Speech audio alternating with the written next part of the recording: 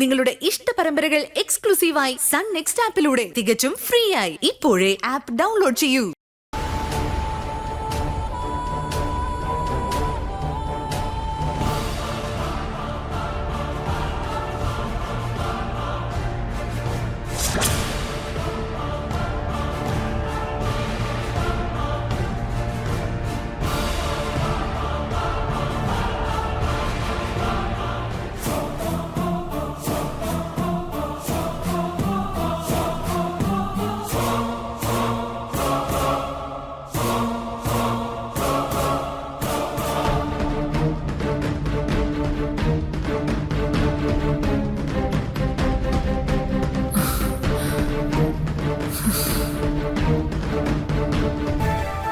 അജുവേട്ടാ, ഇന്നിപ്പോ ഞങ്ങളൊരു പുതിയ തുടക്കത്തിന് തുടക്കമിടുക.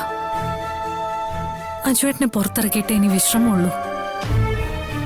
ഓരോ പ്രാവശ്യം ഈ ഗൗൺ അണിയുമ്പോ ഞാൻ അജുവേട്ടനായി മാറുക.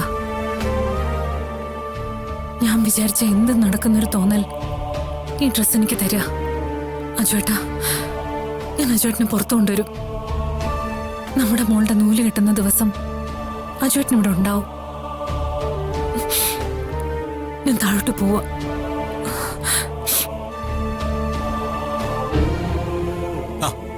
ഹലോ, പോവാണോ?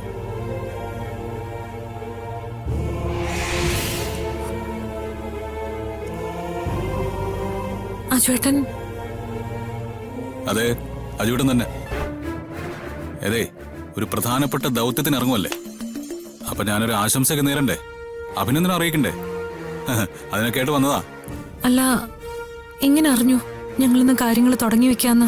കൊള്ളാം, നല്ല ചോദ്യം. എടോ, നമ്മൾ ഒറ്റ മനസ്സാന്നല്ലേ താൻ എപ്പോഴും പറയാറ്. ഒറ്റ മനസ്സാകുമ്പോ താൻ ചിന്തിക്കുന്നത് ഞാൻ അറിയുമല്ലോ. അപ്പോ ബെസ്റ്റ് വിഷസ്. താങ്ക് യു ചേട്ടാ.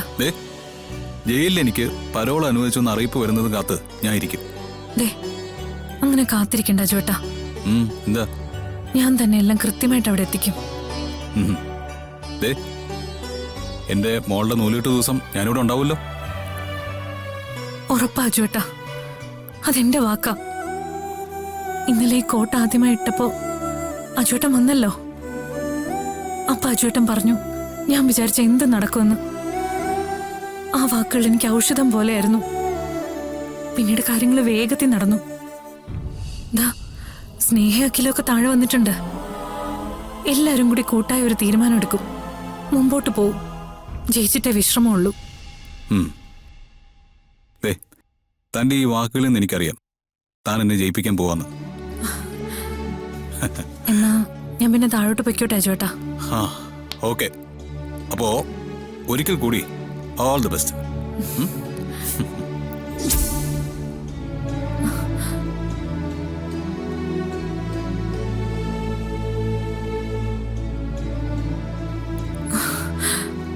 അജുവേട്ടാ, എനിക്ക് മനസ്സിലായി അജുവേട്ടൻ എപ്പോഴും എന്റെ കൂടെ തന്നെ ഉണ്ടെന്ന്. ആ ഒരു തോന്നല് മാത്രം മതി ജയിച്ചു വരാൻ. പൂജ, ദാ വരുന്നു.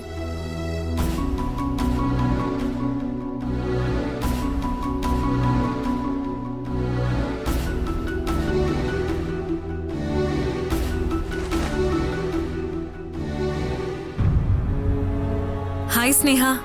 ഹായ് അഖിൽ. ഞങ്ങള് മോളെ കുറിച്ച് പറയുമായിരുന്നു.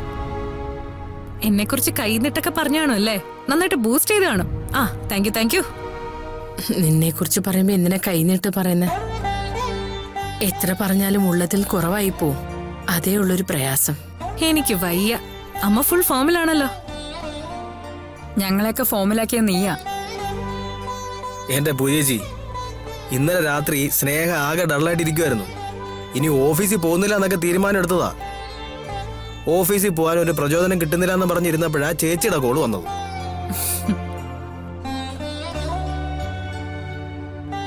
ഫോൺ കട്ട് ചെയ്തിട്ട് അവള് പറഞ്ഞു ഇപ്പൊ പ്രചോദനം കിട്ടിയെന്ന്.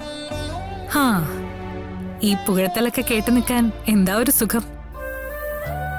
എന്തു പുകഴ്ത്തല്? ഞാൻ രാവിലെ അടുക്കള ചെന്നപ്പോ പൂജമോൾ ആഹാരം തയ്യാറാക്കുന്നു. ചോദിച്ചപ്പോ പറഞ്ഞു ഇന്നു മുതൽ വീട്ടില് പുതിയ രീതികളാണെന്ന്. പറഞ്ഞത് സത്യ. കണ്ടില്ലേ, ആകെ ഒരു മാറ്റം. ഓക്കെ, അപ്പൊ എന്നെക്കുറിച്ച് നടത്തിയ ആശംസാ പ്രസംഗങ്ങൾക്ക് നന്ദി രേഖപ്പെടുത്തിക്കൊണ്ട് നമുക്ക് കാര്യത്തിലേക്ക് വരാം.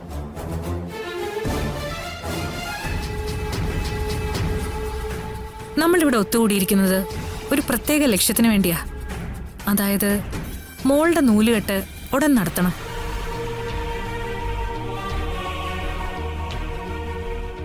ആ നൂലുകെട്ട് ദിവസം അജുവേട്ടൻ ഇവിടെ വേണം. അജുവേട്ടൻ ഉണ്ടെങ്കിൽ മാത്രമേ ആ ചടങ്ങ് നടക്കൂ. അല്ല പൂജേച്ചി, നൂലുകെട്ട് ഉടനെ നടത്തണമെന്നല്ലേ? ആ ദിവസം അർജുനൻ എങ്ങനെ വരും? നമ്മൾ വരുത്തണം. വരുത്തിയാലേ ചടങ്ങ് നടക്കൂ.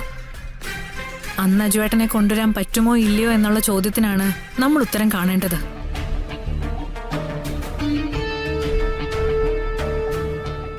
എന്റെ ഉത്തരം ഞാൻ പറയാം.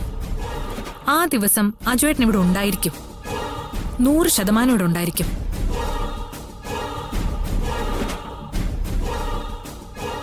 മോളെ അജുവേട്ടന്റെ മടിയിലിരുത്തിയായിരിക്കും നമ്മൾ ആ ചടങ്ങ് നടത്തുന്നത്. പൂജിച്ചി, ഞാൻ തുറന്നു പറയാം. നിയമപരമായ ബുദ്ധിമുട്ടില്ല കേസുകളുടെ കാര്യം. തെളിവുകളൊന്നും പുറത്തേക്ക് വരുന്നില്ല. വ്യക്തമായ പ്ലാനിങ്ങിൽ എതിർപക്ഷം. അവർക്ക് വ്യക്തമായ പ്ലാനിംഗ് ഉണ്ടെങ്കിൽ നമുക്ക് എന്തുകൊണ്ട് വ്യക്തമായ പ്ലാനിംഗ് ഉണ്ടാക്കിക്കൂടാ? ഞാൻ കേട്ടിട്ടുള്ളതിലെ ഏറ്റവും മികച്ചൊരു ചൊല്ലുണ്ട്. സ്നേഹസദനത്തിൽ അച്ഛൻ പറഞ്ഞു തന്നതാ. ആവശ്യമാണ് സൃഷ്ടിയുടെ മാതാവ്. നമുക്കൊരത്യാവശ്യം വരുമ്പോ അത് നടത്താൻ നമ്മൾ വഴികൾ അന്വേഷിക്കും. ഒരു വഴി തെളിയുകയും ചെയ്യും.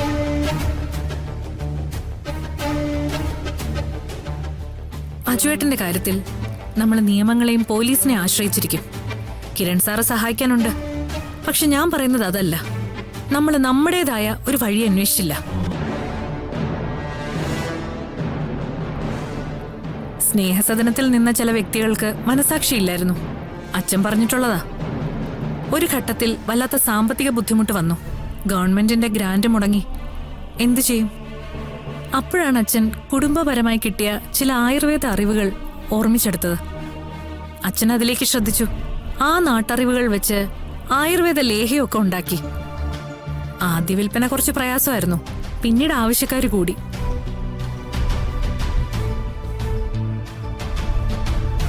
ആവശ്യത്തിലധികം പണവും വന്നു. നമുക്കിതാ ഇപ്പൊ ഒരാവശ്യം വന്നിരിക്കുക. നമ്മൾ ഒരുമിച്ചിറങ്ങിയാൽ വിജയം ഉറപ്പ്.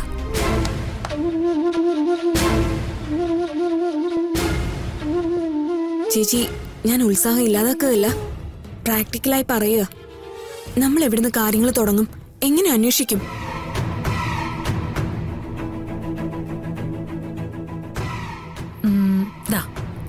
നമ്മളിപ്പോ അടുക്കളയിൽ എന്തെങ്കിലും പാചകം ചെയ്യാം. ഉദാഹരണത്തിന് സാമ്പാർ വെക്കുന്നു. കനകേച്ചി, അമ്മേ, മധുവാൻറ്റി, നമ്മൾ ആദ്യമേ സാമ്പാർ എന്ന് പറഞ്ഞ് ഒരു സാധനം ഉണ്ടാക്കുകയാണോ?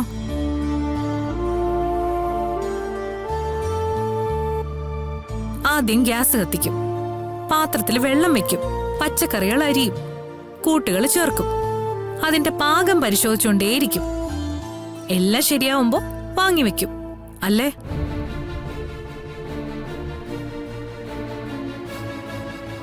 ദേ, ഇതും അതുപോലെ തന്നെയാ. നമ്മൾ ഗ്യാസ് കത്തിക്കലിൽ നിന്നും പാത്രത്തിൽ വെള്ളം വെക്കുന്നതിൽ നിന്നും തുടങ്ങും.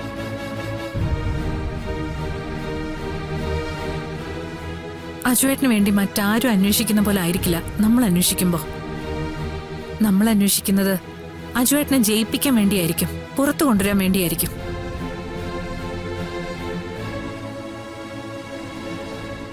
നൂലുകെട്ടിന് വേണ്ടി ആദ്യം പരോള് സംഘടിപ്പിക്കണം.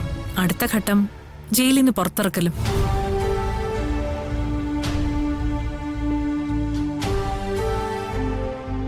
അമ്മ എന്താ ഒന്നും മിണ്ടാതെ നിൽക്കുന്ന? കാര്യങ്ങളിൽ അമ്മയ്ക്ക് സംശയമുണ്ടോ? ഞാൻ മിണ്ടാതിരിക്കുന്നോ? ഞാൻ മോളെ തന്നെ നോക്കി മോള് പറയുന്നത് കേട്ട് സ്വയം മറന്നിരിക്കുകയായിരുന്നു. ഞാൻ ഉറപ്പിച്ചു കഴിഞ്ഞു, നമ്മൾ ഈ കേസ് ജയിക്കും മോളെ.